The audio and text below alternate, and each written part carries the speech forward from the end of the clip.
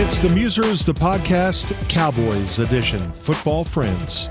It's George, Dunham, and Bob Sturm as we look at a Cowboys team that is 2-1 after 5 games. They don't have a losing record after 5 games, Bob. That's right. And we were worried. We were worried how this season was going, but we're seeing signs of life. The Packers game was a weird sign of life, but it was way better than a loss. We didn't know how to feel, but now we do know how to feel. Is that they smashed a bad football team, and there are bad football teams in this league, and there are several on this schedule. And so if you can smash them, that might mean you're not as bad as they are, at least on that given Sunday. So these are all signs we are going to lean into because we have no other choice this year. And isn't it, I say funny, that in this town, and as you listen to us worldwide here on the Musers, the podcast, Cowboys edition, in Dallas, Fort Worth, if the Cowboys win from week to week, it doesn't matter when it is in the season or what your expectations are for that season. You have to put qualifiers. Well, it's the Jets, and right. They're winless, and they're not, and they have Justin Fields and all that. The Cowboys had 4 replacement offensive linemen. They were missing their top receiver in CeeDee Lamb, their fast evolving third receiver and returnman Cavante Turpin. They had plenty of reasons.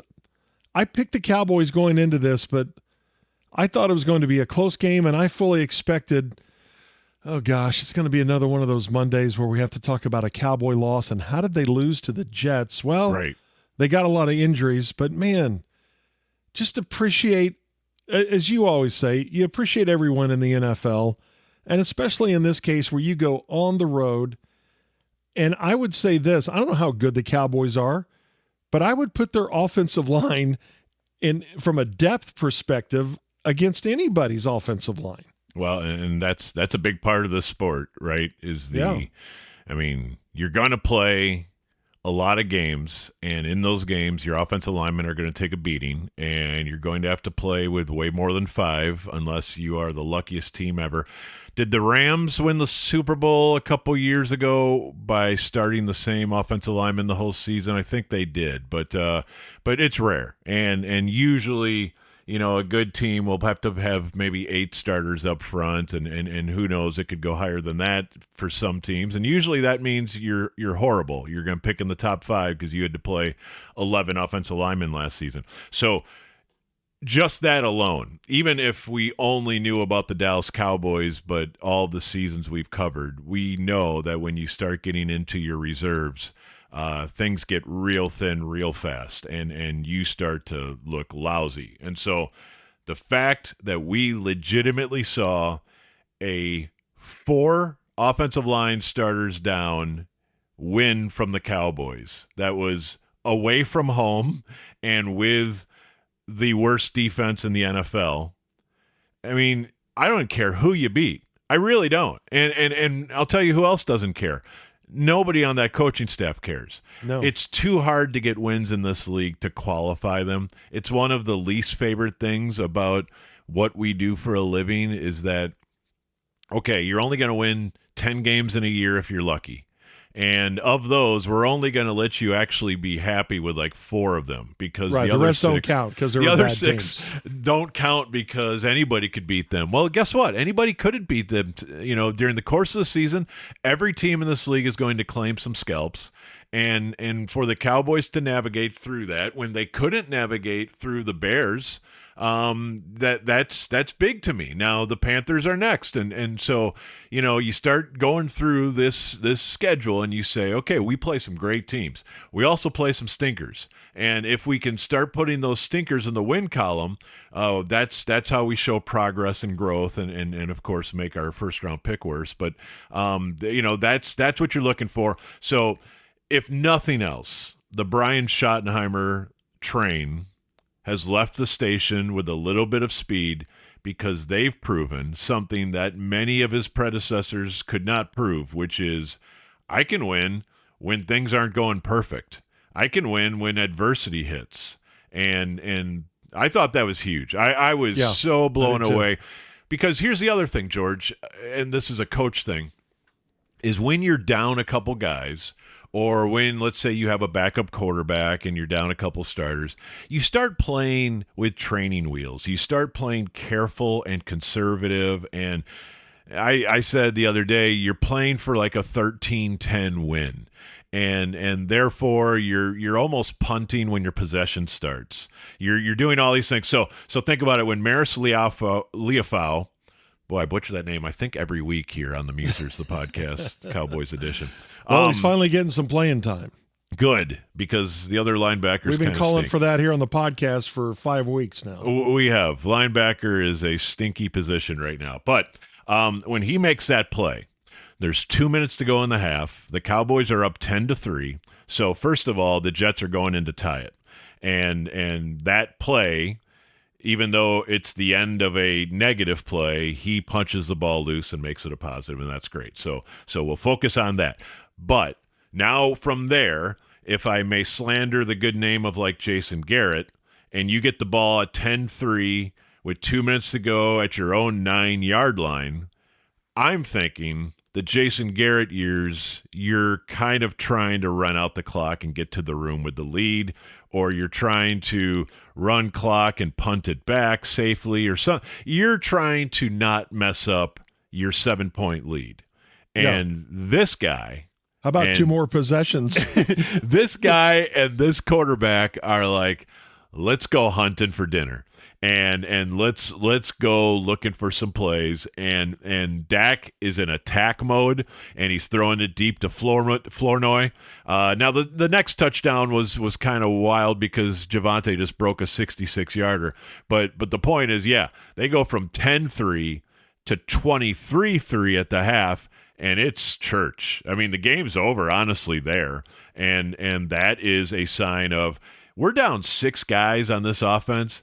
We don't care. We're still attacking your tail because we don't think you can stick with us. And I love that because now the players get that, and they're like, let's go take these guys out, as opposed to, let's be super careful. Let's punt 9 times, and maybe we can hit a field goal at the end of the game to win 13-10, which I think most head coaches in this organization over the years since Jimmy are predisposed to be really careful and really conservative if they're down any pieces. Yeah, and that drive that started at the 9, there were a number of really good plays. And, well, let's start with Dak, and we'll get to the offensive line. The Dak run, I haven't seen a Dak run like that in quite some time, where it's significant in the middle of the field. He sees an opening, and he looked pretty quick, and he picks up a first down, and then the real big one with 1:20 left. Here we go, set. Gets him to jump, and he knows he's got a free play. He puts it up for Flournoy, and man, what a catch by Flournoy, but what a throw by Dak. I mean, he can't put it out there any better. And then you have that attack mode, and next thing you know, it's a Williams touchdown run. Boy, and you still have a minute, and you still have a minute left, and you're thinking, well, surely the Jets will get a first down. And then they throw an incompletion, and now you start thinking, holy smokes, you're going to get the ball back. If you get one play, maybe we're going to see the 70-yarder. Right. And then, as you mentioned, the Williams 66-yard run. A lot happens there in about a minute time that basically ended the game. Yeah, you know what? If people still have the game, they should go back and watch that final 2 minutes of the half, because you detailed a few things on that drive. I'd like to throw a few more in there. Before the Dak scramble is a slant to Flournoy, which is a trust throw. And I know it's only second and long, but they moved the chains there to reset and then get Dak the scramble, which then led to the free play. And so I really like Ryan Flournoy. I think we're saying his name different just about every time now. But I'm really thrilled for him, because when they drafted him, and I don't know how well you remember it, but I want to say Southeast Missouri State or something like that. But he was one of those guys that you take late on day 3 because his testing does not make sense for that part of the draft. And sometimes as an organization, you're like, you know what? The type of guys we can get right now are over here, but this one guy is a little bit of a question. Health, why is he at this school? All these things. We don't have a ton of information on him, but boy, did you see his test scores. This dude is an elite athlete. If we can develop him, we might find something really special in round 6. And so it's been a slow go for him because I don't know. So many young players have to establish trust with the coaching staff that I know where I'm supposed to be, and I know, here's the motion or here's the safety I need to dig out on this run play. And so it takes a while. I think Leofau is probably like that too. He's just not fully trusted by the coaching staff, which I guess circles back to all those depth offensive linemen who are performing at a very high level, like Nate Thomas and Brock Hoffman. That's such a testament to their hard work. So then, speaking of Nate Thomas, so after the Flournoy long pass, now you got I don't know, the ball like at the 16 maybe or something like that. I'm not sure where it is, but they run the Williams 12-yard run. Well, they run the same run play twice, and they basically, it's the exact same play, left and then right, and it's like fullback lead, and I know you love that, and I know Hunter Lipke is probably a candidate for a high honor on this podcast. We'll see. Maybe. But it was like fullback lead, and on the one to the left, which goes 11 yards, they put span forward in motion across to the left, and then I think it's Tolbert and span forward who down block. So back into Nate Thomas's guys over there on the edge, and then Nate Thomas pulls out the left tackle, and him and Lipke are forming a convoy for Javonte Williams, and it's just a power bully run. That defensive back wanted none of it. That's right. And man, he can move too, Nate Thomas. Yes. He is really athletic. He's a really fun player. I really wonder if they got something there with Nate Thomas, and I don't know about you, but a couple of those guys we talked to in the organization were raving about Nate Thomas in July when we were there to me, and I just think he's carried it for several months now since he's gotten healthy after a 2024 where he basically redshirted because I think he needed a surgery of some sort. You may recall. Anyway, then the next play. It's a slightly different formation, and I think it's even different personnel. I want to say the first run is like 22 personnel, and then this one might be more 11 or 12 personnel, but they got the running back or the wide receivers in on a bunch that are kind of looking like attached tight ends, and they just run the play the other direction. And it's fullback lead with a pulling offensive lineman. I think it's T.J. Bass this time, the right guard, and they go on a convoy to the other pylon. And so these two runs, to me, are Clayton Adams and Connor Riley and Brian Schottenheimer, and they talked the talk the entire offseason, George, about we're fixing this run game. We're introducing some old concepts that are new again, and we're going to make our team physical. And Clayton Adams said, we want to play with violence. And of course, that got me all excited. Oh, we're going to have an offensive line that's going to play with violence. Let's see it. Well, right there, we saw it. Yeah, absolutely. And you got me watching all 22 several years ago, and I know enough to be dangerous, but I usually check my work and either refer to you or one of the guys we do talk to at the Star, and he said the 4 offensive linemen that played due to injury, their play was, quote, remarkable. Yeah. He went on to say that because I was raving about, as you just were, about Nate Thomas. I said, man, 71 sure stood out to me. Yep. He said, still has a ways to go, but keep in mind, it was a game plan that was designed for these guys, and especially for him, quick game passing and running the ball. And when you think about it, there wasn't a lot of Dak all right, let me 5-step it here and just hang in the pocket until something break. I mean, it was very quick. Yeah. And it helped the offensive linemen do their job. But, man, again, I always qualify it, not an offensive line coach, not an offensive coordinator. Sometimes I watch the All-22 and nothing really jumps out at me. I was just so impressed with the entire offensive line. But to me, Thomas really jumped off the page. Yeah, and he, there's a little bit of Terrence Steele there in the sense that pass protection is always going to be, what he's going to have to focus on, because that's not going to be a forte usually. He's just not, he's not Tyron Smith. He's never going to be Tyron Smith. But what he can be is a guy who can move pretty well, and that can help you reset your feet when you're in pass pro. But also, it's beautiful when you get out in space and you're looking for something to hit. And if I may wander back, and I'm no coach either, but I do say this: there are some concepts that anybody can understand if they just kind of study football a little bit. And one of them is, you hear it in the games. We heard it on the game on Sunday when Greg Olson was talking about it. Is the concept of marrying the run and the pass, and what does that mean?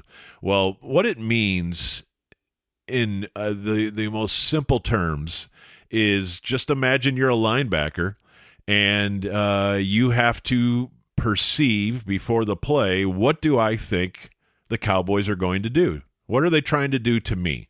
And the marrying the run and the pass simply means when Dak is under center, you have no idea if they're about to run or pass. Right. Because they make it look the same. And this is pretty old in football, but I think it was made famous with Sean McVay. And Brian Schottenheimer may not have gone to school with Sean McVay, but when he talks, he sounds a lot like Sean McVay, to a point where I think he studied him very carefully, if I were to guess. And I always remember early Sean McVay was they would play pretty much the same personnel, but they insisted on tight splits with the wide receivers. And what that means is, unlike the old days where they're lined up way outside the numbers, they're in really tight, because we want them to be part of our run game. And we want them to be part of our run game in vision. When you see them, you're like, is this guy blocking, or is he about to go out for a pass pattern? But also, it includes them in a way where your defense is bunched in, and now all of the pass routes can use the space between the tackle and the sideline as a way to expose and to isolate certain defenders. And it's harder to zone with tight splits, is what I'm saying. Yeah. And so you have to account for each guy, because now they can use the width of the field to run away from you and run away from your zones and from your group. And so marrying the run and the pass sets up play action beautifully, and it's great on first and second down. And so to circle it back to the specific game plan, I can definitely see that, because if you go back and look at the best passing opportunities from Dak, they were off run looks where it's play action. And that's the beauty of this offense. The opposite, of course, going back to like Jason Garrett and Tony Romo, is they had so much trouble running the ball and with the offensive line in like 2011 through 2013 that there were many games, George, where they would just run their 2-minute offense the entire game. And what the 2-minute offense is 11 personnel, and it's pass, and it's shotgun, and everybody in this stadium knows what you're about to do, and you can run from that, but it's going to be like a draw or some deception run. It's not ever going to be fire forward, lean on your guys, play physical football, take the fight to them. So it's just the opposite. That's the old way we used to play football, is let's play, spread them out, shotgun, I'm going to pass, and we're going to play 7-on-7 football, basically. This is, kind of the evolution, and I love the Cowboys leaning into it. We're using motion, we're using formation, we're using personnel groups, and we're trying to make our plays all look the same until third down and long. But on first and second and down, and even third and short, we want you to think we're running, maybe, we're passing maybe, and you better be ready for all of it. And whatever you decide to defend, now Dak's going to audible to the other thing. And so this is where having a veteran Jedi quarterback is beautiful as well. So I hope that makes some sense to the average listener, because football to me, there's so much chess in it, and it's also, as you know, amazingly fascinating. The deeper you dig into the rabbit hole of, wow, I didn't even know this was going on, and now to look for it, and it's really fun.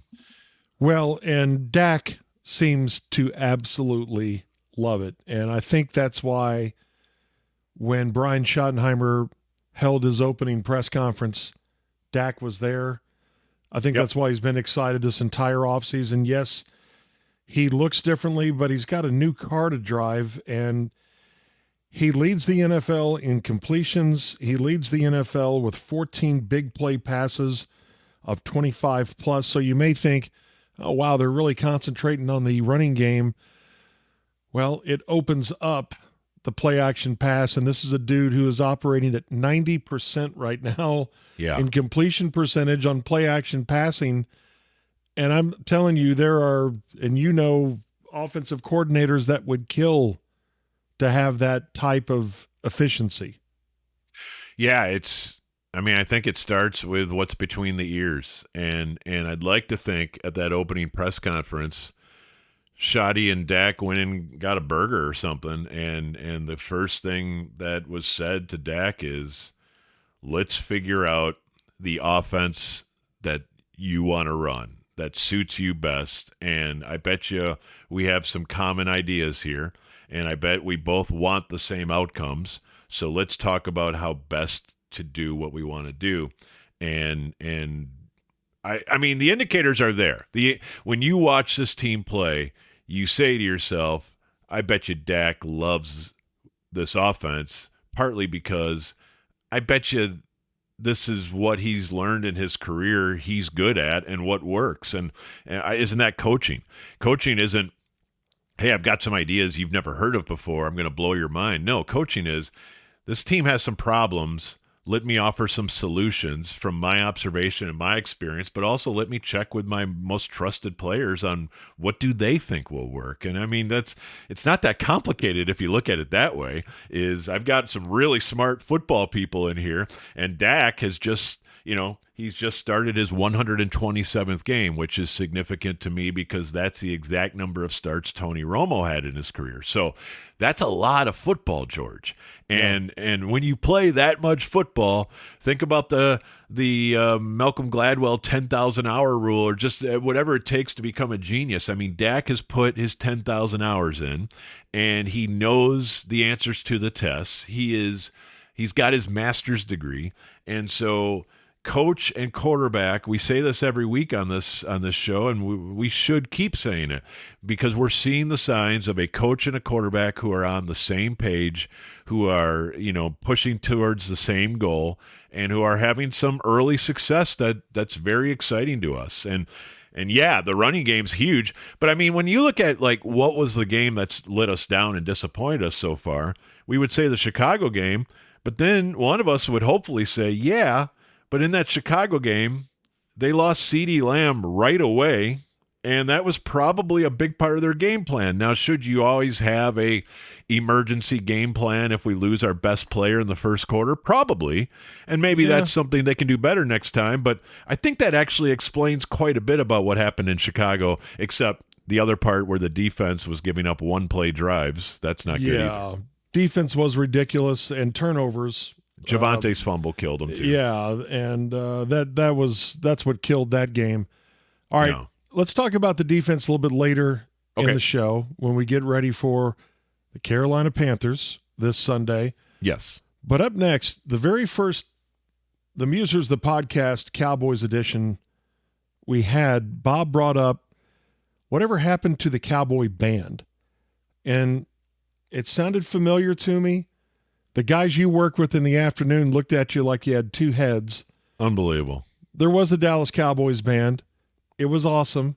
I remember it. And the man who started it and was there when it was put to an end will explain the Dallas Cowboys Band when we come back. The Musers, the podcast, the Cowboys edition, football friends. It's George and Bob. We are your football friends, and we talk Cowboys football each week.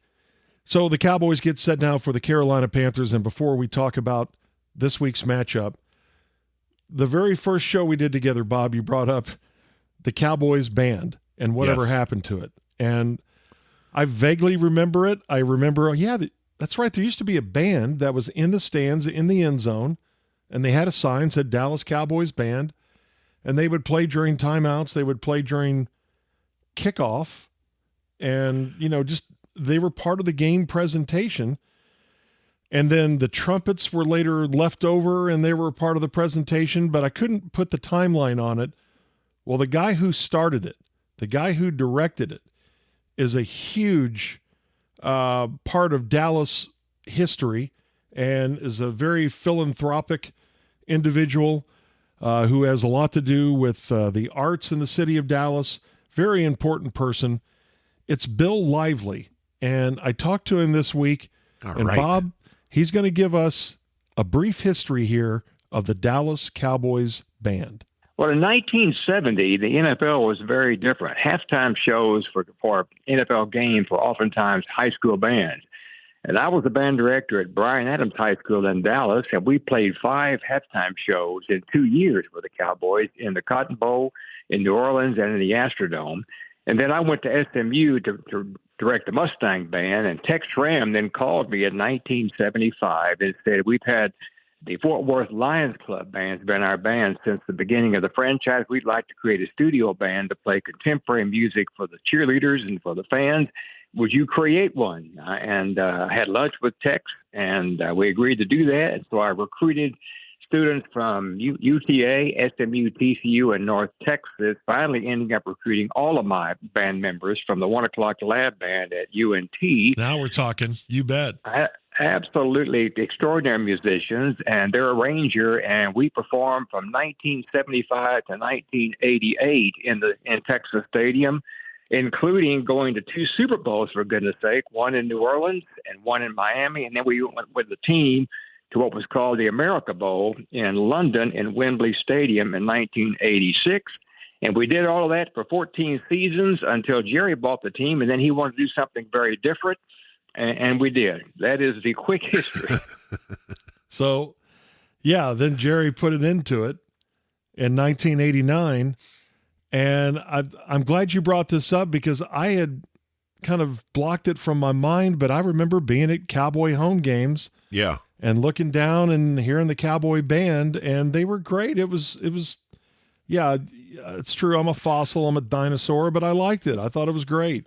I think the league probably had a few versions of this in various places as well. And in 70s and 80s football, there was not as much separation between college football and pro football in terms of game presentation. It was probably seen as football. And he's on to something about the halftime shows in the NFL back then and the halftime length. Like, I was just watching a game from 1975 because I know how to party. And it was Monday Night Football. It was Cowboys and Lions. And the halftime show was the Apache Bells, George, from Tyler. Okay. So apparently the Apache Bells was a dance group that might have been a little Rockettes or a little bit. What's our Texas version of the Rangerettes? The girls. Kilgore? The Kilgore, yeah. Are they the Rangerettes? The Rangerettes, I believe. Yeah. Okay. Kilgore was what I was remembering. But anyway, there's like 100 girls. And somehow 100 girls are not shipped. transported. Yeah, Bob, come on. From Tyler to the Silverdome for a halftime show at a Lions game that they broadcasted live on Monday Night Football, and Frank and Howard, okay, and I'm trying to think who the third was in the booth. Alex Karras, yeah. But they're in the booth, and dude, they're acting like they've never seen girls before.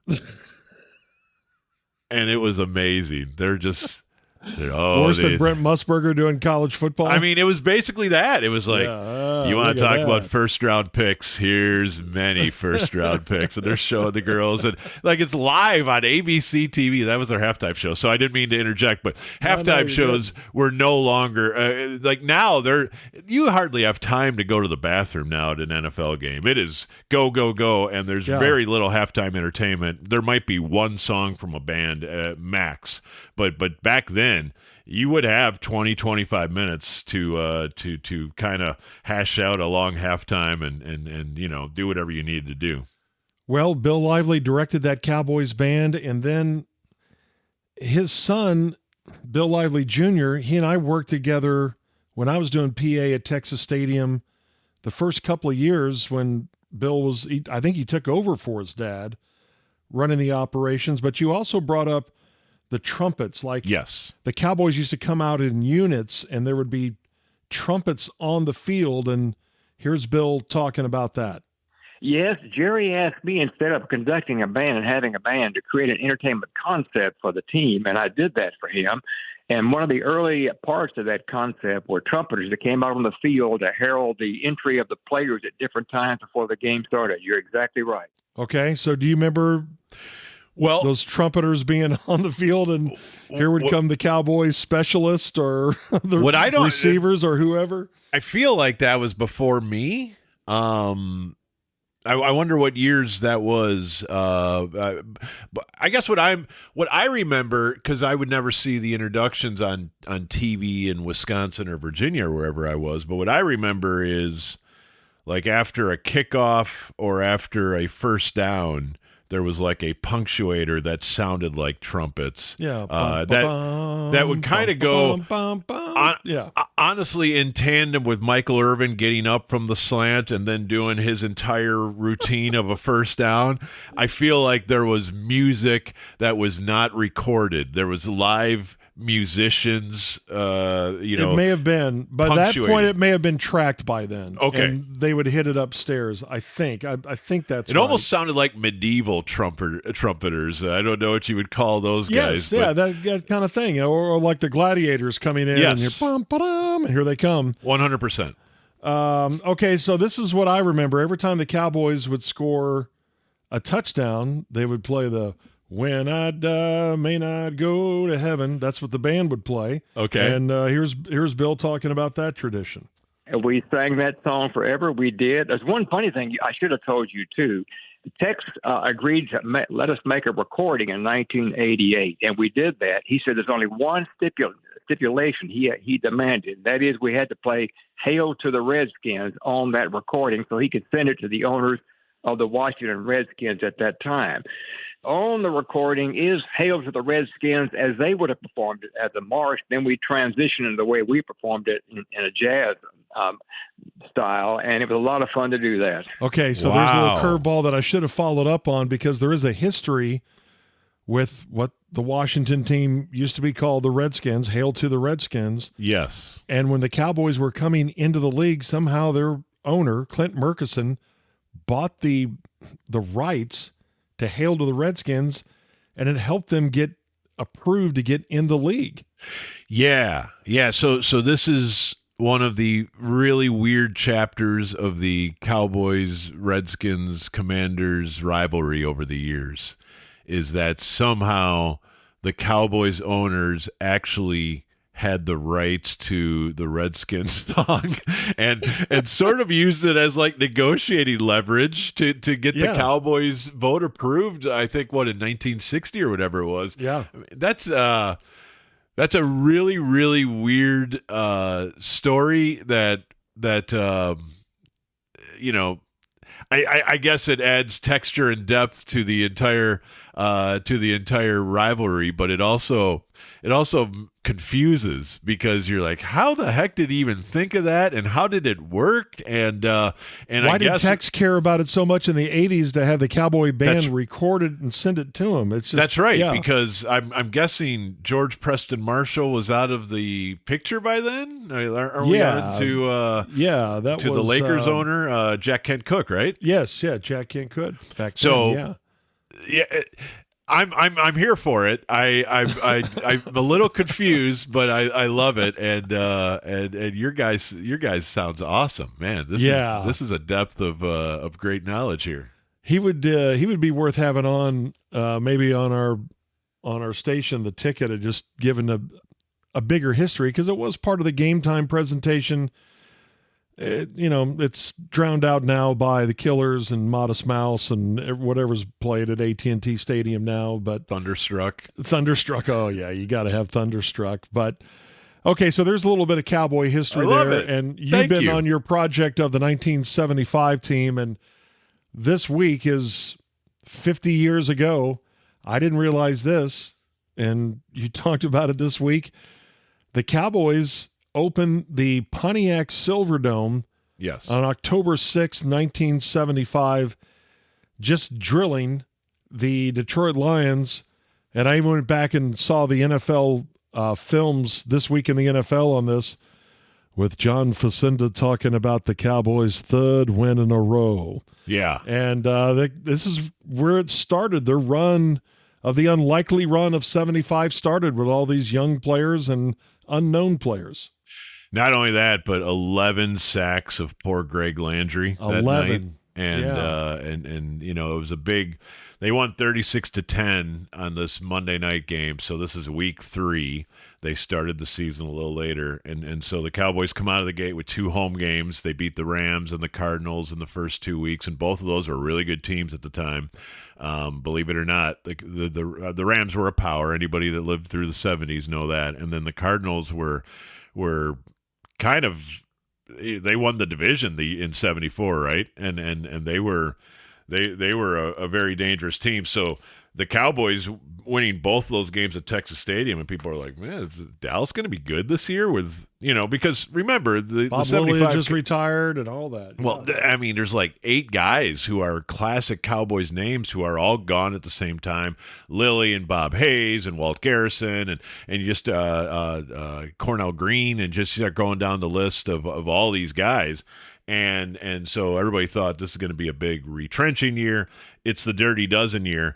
And so they have one of the youngest teams in the league now, and Roger is in charge of this group, and so they go up to Detroit and lay waste to the Lions with a 21-point fourth quarter, and just blew the game wide open. So they're up. They win 36-10 in Detroit, and yes, of all the things in the game that, Doug English was on that Lions team, and there's some fun things there, but of all the things, it's that they're opening this marvel of modern technology, the Silverdome, and just a wasteland now. Yeah, dude, it's been a wasteland for 20 years. I mean, the lifespan of stadiums is one of those things that's really difficult to wrap our heads around, because in certain parts of the world, even here, like Wrigley Field and Fenway Park,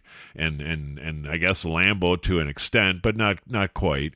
But some of these stadiums, they proudly stand for 100 or 150 years. Like in England, some of those soccer stadiums they go back to the 1880s, and they're great, and they're maintained and they're renovated, but they're great, and they still stand today. And the seats are too small and the bathrooms are too small, but they're wonderful, wonderful places, kind of like the Cotton Bowl. But others, we opened them in 1975. Heck, we opened the ballpark in Arlington in 1994, and we had it closed by 2018. Yeah, you got about 20 years here now. 20 years. So, the Silverdome, we can't believe how nice this place is, and then we're going to replace it probably by about the year 2000, if I were to guess, when Ford Field opened, right? Yeah. Maybe that place is getting old now. Yeah, they may want to start looking at a new one there. All right, a little bit of Cowboy history for you there. Next up for the Cowboys, the Carolina Panthers. Let's talk Cowboys defense and what they face. The guy who used to play for them this week, and we'll do that next on the Musers, the podcast, the Cowboys edition. It's George and Bob, your football friends. Yay. The Musers, the podcast, Cowboys edition, Cowboys in Carolina this week. And before we talk about what the Panthers present, would you, because we haven't talked any about the Cowboys defense. It's been a very difficult watch in the first 4 weeks of the season, but game 5, all the qualifiers, yes, it was the Jets, it was Justin Fields and all that. But man, and going back and looking at the game, for the first time, there was pressure. Yep. And more than just the 5 sacks, I'm talking about speeding up a quarterback that had some panic throws on Sunday, and for good reason, because he had someone breathing down his neck. There was more man coverage. And you mentioned Leofau finally getting some run. Shamar James, because of injury, got some run and had the most tackles of any Cowboy defender in 11 years. He had 15 tackles. Give me your defensive thoughts. Were you encouraged by what you saw? I was. I was encouraged specifically by I'm going to cheat a little bit in my evaluation and say, to me, George, the game was over when George Pickens caught the 43-yard touchdown to make it 30-3 with 4 minutes to go in the third quarter. Game over, without question. If it wasn't already over at 23-3, then right, yeah, 30-3, it's definitely over. So I'm going to say at 30-3, if we close the books on the game right there, like all the players probably did. Then we say, okay, the Jets had 43 plays and only got 163 yards and 3 points, 3.8 yards per play, and they did nothing for almost 3 quarters. I mean, nothing. 10 first downs, a field goal, a turnover, and they just had the Jets completely bottled up. And that's, it's Garrett Wilson, it's Breece Hall, it's Justin Fields, it's decent NFL players, so I'm not going to apologize for that. I like Mason Taylor, their tight end. So, after that, the Jets put some lipstick on a pig but in those final 19 minutes by rolling up another 220 yards and 19 points and 6.8 yards per play. But I think the Cowboys were rotating and relaxing and up 27 and not too bothered by any of it, nor should they be. And by the way, the stadium was also empty and lifeless, and it felt like a preseason game from there on in. If we do that, if we separate it by those lines, then I think we can say I loved a lot of the Cowboys game. I love the pass rush. I love the rallying to the ball. I love Leofau punching the ball a couple times and getting it loose one time. I liked almost everything. Now, I have to say almost everything because I put a reel on Twitter last night that you can find that contains 6 Breece Hall runs. And I'm sure you looked at these as well, but the 6, if you put them together on a reel, it will take you about a minute 20 to watch all 6. And in that 80 seconds, you are going to feel like, once again, the Cowboys have one of the worst defenses in the NFL because that was brutal. So I don't know how to, evaluate the entire game on the merits of, okay, it was really good except these 6 awful plays. They are going to give up big plays. We know that. And if you are, I think I'm more comfortable with them being runs than Russell Wilson passes for touchdowns. But really, at its core, this team still doesn't defend the run very well. Kenny Clark did not fix everything. In fact, there are times where he's at fault. But more than anything, they're just not good enough physically in their defensive front. And that is defensive tackle, and that is linebacker, and specifically the 2 guys brought in here to fix the Cowboys defense would probably, or their linebacking group was going to be Kenneth Murray and Jack Sanborn. And I'm sorry, neither of them are NFL starters in my mind. I'm sure they are good dudes who are trying hard and who, love their family and everything like that. So I'm not trying to be mean here. But the Kenneth Murray tape for 5 weeks, waiter, just please take this away. I'm done with this. How the Cowboys thought we should pay this guy $7.5 million to come here and fix this. I mean, he's very, very poor. And like I said, I loved him at Oklahoma, and I thought he was going to be a great pro, but it didn't work with the Chargers. It didn't work with the Titans. For some reason, the Cowboys wanted to trade for him, and they did. And I just think not only is he poor, but they've also given him the green dot, which means he's on the field every snap of every game, and it's almost like his position isn't even up for debate. And so I don't know what's going on, but they're like treating him like he's defensive Dak, and I realize I'm going in kind of hard on a dude who's trying, but Sanborn poor as well. Although at least Sanborn's never really been a starter in this league, so we kind of knew he was probably a part-time run stopper. And Shamar James got a lot of tackles, but he also, a lot of them were out of position rallying to the ball, so he's hustling. But I just think overall they really need some linebackers. And I know DeMarvion Overshown has been transformed into Ray Lewis since he's been injured, into what's coming to save us. He will help. He will help. But they probably also need a dude at linebacker, and they probably can't get a dude until April. Okay, that's fine, but wouldn't you rather have young players with a chance to get better, like Leofau and James? Yes. Who could be better versions of themselves by November or December, and therefore your defense is going to improve with them. Yeah, in theory, I would. I don't know the value, George, of Kenneth Murray being the brains of, like, traffic copying the defense and making sure everybody's where they need to be and making sure the calls get there. And is that too much for a rookie fifth rounder? I don't know. And I'd love to talk with the brain trust of the defense to kind of hear their explanation. But as it stands, I want on this defense, I kind of want every job up for grabs. Because when you're the 32nd best defense in the league, every job should be up for grabs.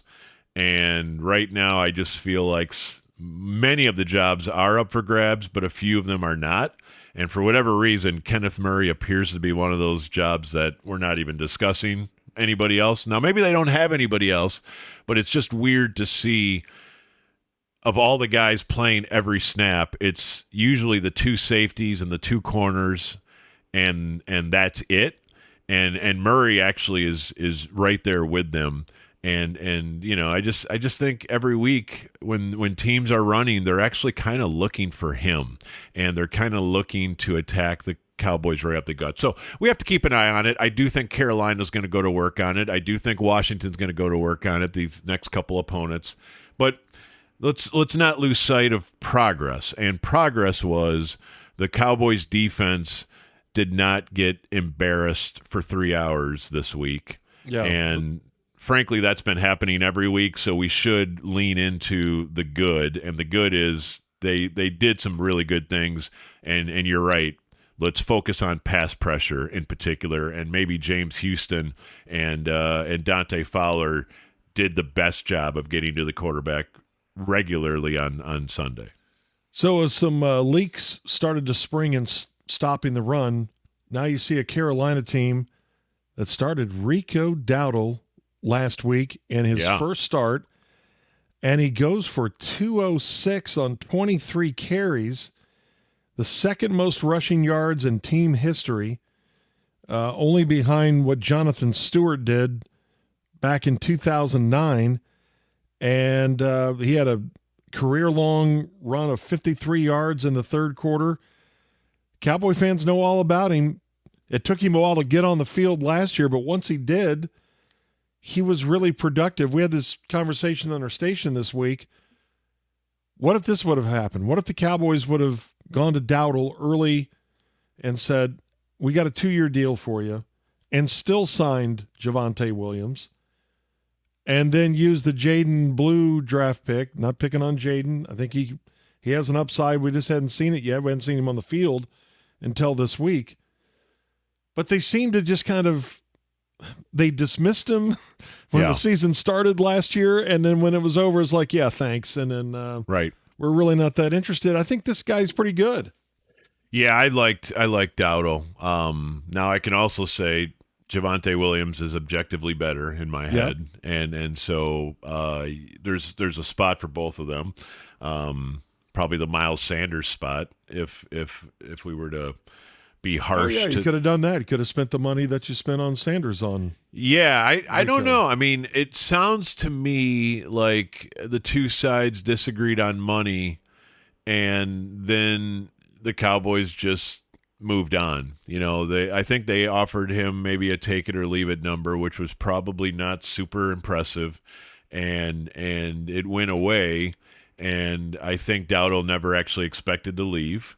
And then he finds himself behind Chuba Hubbard. And I think that's interesting this week. It sounds like Chuba has a real chance to play, but maybe they keep him down another week because Rico looked so good, or maybe it's a little bit of a share. I know Dave Canales has at least intimated he has some decisions to make on who gets the ball, but I got no problem with Rico Dowdle. I thought he was a good Cowboy. I thought he put up with a lot of nonsense last year with the Dalvin Cook stuff and with Zeke and everything like that. I mean, 2024, if we thought anybody would want to read a really bad book, you could probably write a book on the 2024 Cowboys because there was just so much unnecessary chaos. Yeah. And Rico found himself right in the middle of it. Yeah, that was not a fun season. The year of give up, the 2024 Cowboys. What do you think of Bryce Young, the Panthers quarterback, who's had some really hard times? He has shown some flashes this year with the new coaching staff. He showed some signs last year. What do you think of him? I think it's in there. I know that's a weird description of a guy, but with him, there have clearly been some Sundays where you're like, okay, that's what they thought when they went 1-1 with him. But of course, there are some issues with size and with just being the type of. It's weird looking back that guy was like qualified as a 1-1 and the Alabama effect, and he's an absolutely fantastic kid. Like we had him on the hard line when he won the Davey O'Brien, and he blows you away almost in a Jalen Hurts sort of way when you talk to him. But there are some size things there, and there are some vision things, and we just wonder what his ceiling is. And then you kind of look at their passing game, and it looks like a absolute work in progress where, they don't get to 200 yards very often passing, and they don't really yards per attempt ever get close to like league average. It's very, very paltry and very unimpressive. And so I don't know, man. You're now a couple years into this, and of course, you're always going to have that C.J. Stroud thing hanging around that you could have gone in that direction. And I realize Carolina has been down in the depths for quite a while since Cam Newton in many respects. I mean, they can't find the head coach and they can't find the quarterback situation, and it just feels like they're spinning their wheels year after year after year.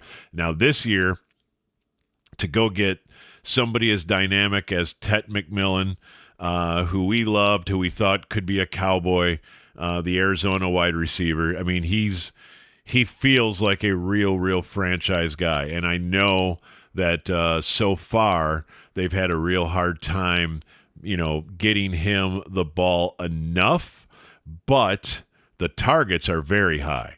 Like he is a dude where they are making sure we're throwing him the ball 8 to 10 times every single game, and we're going to put the ball in his hand, and we're going to build the offense around him, and I think that's smart. So maybe the job for the Cowboys is let's just make sure that when Tet McMillan explodes and gets like a 2-touchdown, 120-yard day, it's not against us. And so it's a scary, it is a scary matchup. I like Jimmy Horn Jr. too. I think he's got some speed and some promise. Well, for Carolina. And they got your boy Hunter Renfrow, who we all loved at Clemson, and so I'm looking at the Panthers as a dangerous opponent because we should look at everybody like that. Sharp teeth and claws, yeah. Absolutely. Yes, they have sharp teeth and claws for sure, but they're also undefeated at home. I know it's early in the season, but when you just look at the Panthers splits and you say, okay, well, what should I be thinking here with the Panthers? Well, here's what you should be thinking. This is a team that is 0-3 on the road and 2-0 at home, and you're got to play them at their place. And they housed the Atlanta Falcons by 30. And then they beat the goofy Dolphins. And so I don't know what any of this means, except they haven't lost a home game yet. And you got to go play at their place. And you want to talk about pivotal things, George. I mean, here it is. This is a pivotal spot in the road where if you get to 3-2-1 with Washington coming up, I mean, you're going to look at those next 4 games and say Washington at home, Arizona at home, at Denver, and at Las Vegas.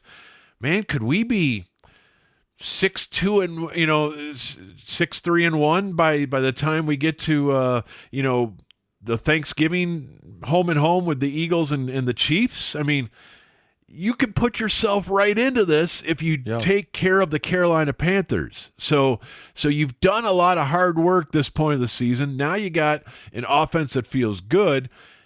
You just need the defense to replicate what they did against the Jets and just get to the passer, make things difficult, make some 3rd and 4th down stops like they did on Sunday, get the ball loose once or twice and get out of there with a W. And we won't worry about style points again because this team's not good enough. But, I think that's the recipe as we look to Sunday. That's a winnable game.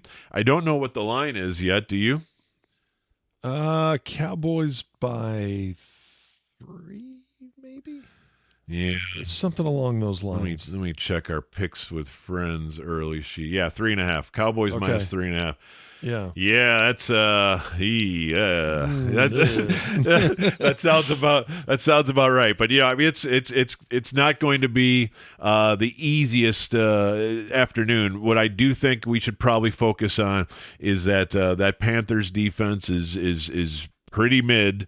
There are times where you go in there and they have some real pass rushers, and I think right now that's another team that says, boy, when we get to the draft, we got to get a couple dudes on the edge because right now we're not getting to the passer nearly enough, and that's a tough way to win for a team like them. So if you can find a way to put some points on the board, you should be able to deal with most of what everything else looks like because the Panthers defense, unlike they're not bad. That's a decent defense. They're pretty good against the run, which is interesting. Yes. With the way the Cowboys have run it, that's a clash that. But I almost think.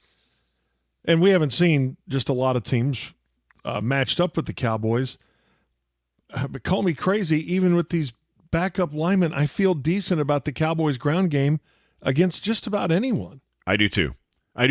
Because to me, it translates in a way where I don't think it's the offensive line are 5 bulldozers. I really don't. I think they're getting scheme advantages right now. I think if you go back and look at some of those really good Cowboy runs, you will find that, yes, the offensive line are there and they deserve credit and they're doing their job. But what is really making it pop is deception, eye candy, concepts that are catching the defense with their pants down a little bit. They're expecting outside zone, but they're actually getting a counter or a power play or, the pull lead or the Cowboys are running about 6 different pitches out there in their run game. And I think the defense is guessing a little more than they used to against the Cowboys, and I think they're guessing wrong. And so Javonte sees a gap left unattended, and he's pouncing. And so I guess what I'm saying is I don't need my offensive line to be the reason my running game's good anymore, because my scheme and my running back are helping. And so now it's the perfect relationship between line and quarterback and running back and offensive line coach and offensive coordinator and play caller. Like, it's all making sense right now, and let's keep making sense, because if all of this is clicking, the Cowboys are going to keep competing and winning games. Well, speaking of the offensive line, you may think this is crazy, but the Hot Fried Georgie Players of the Week, I could narrow it down to the Fab Four, but we'll throw Terrence Steele in there too. How about the offensive line of Terrence Steele, TJ Bass, Brock Hoffman, and Nate Thomas as your Hot Fried Georgie Players of the Week? Hakeem Adeniji, let's throw him in there too. Poor Hakeem was worried he was about to get left out. He took all but 6 snaps, I believe, and he was another one that evaluated really well. Yeah. Not by me, but by the ones who actually grade this thing, and they couldn't say nicer things about him. I just think what they did should – offensive linemen always get overlooked. I think what they did last week was really the key to the win. Yeah, I do too, and I'll be eager to start getting some guys back. That's the thing is, if you can win this Panthers game, there's a real chance that you might get a lot of your ones back. I think Tyler Smith is back already, which is great.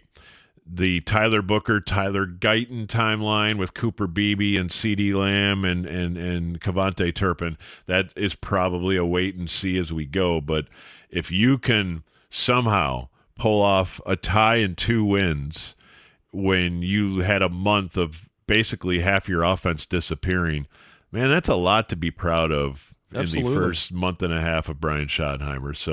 So cheer up, everybody. The Cowboys don't stink as bad as we thought they might. Yeah. See, we always make you feel better on Football Friends, from opening up the Superdome, the history of the Cowboys Band, to the Hot Fried Georgie Player of the Week, or in this case, players. We just always we make you feel good going into a Sunday matchup, hopefully. All right. So here's the last thing I wanted to ask you. Would you be interested in getting, I want to say the guy, do you remember the snowman who caught on fire at the Cowboys? Was it a playoff game? I thought what was it, Cowboys George? Vikings NFC title game. Yes. At Texas Stadium. So there was, what's the little steno? Thing, right? The little heaters. So if you've ever been like at a catering event, they have those little steno heaters underneath the food. Well, apparently the concessions people used to actually carry them with their concessions to keep the food warm as they're going up and down the aisles. And there was a guy there in the 70s in like a snowman outfit who was minding his own business until he got too close to the concessions dude and was lit on fire. And you want to talk about stopping down a playoff game? Well, apparently the guy who was lit on fire has been found, and they're making like a documentary about him. So I think we can either get him or the guy making the documentary about the dude at Texas Stadium in 1978. So I'm just throwing out there, if we're going to tell some good Cowboy history stories, if you ever wanted to talk to the snowman on fire at Texas Stadium from 1978, I think we can make it happen. Was this the same game where there was a live monkey on the first row? Yes, this is the same game where somebody How brought do you get a monkey into a football game? I think they actually bought him a ticket even. So I don't know how that works. I don't know if all primates need a ticket. I'm so in on this. But there's a lot of material that we can supplement if the season goes real south. We have some other ideas along the way. I love it. All right, Bob, another week in the books. Ought to be an interesting game. Can we at least say that the Cowboys are interesting? There's a lot of folks around the country thought, man, the Cowboys are just going to stink this year, and they still may, but It's been an interesting journey so far in these 5 weeks. Yes, if you're going to stink Make it in fun an for us. entertaining Yeah. sort of way. yeah. Put a little drama in there. So, no, this has been fun, and it's even more fun because of Football absolutely. Friends. All right, that's another edition of Football Friends. Thanks to our producer, Peter Welton, and we will talk to you again next week.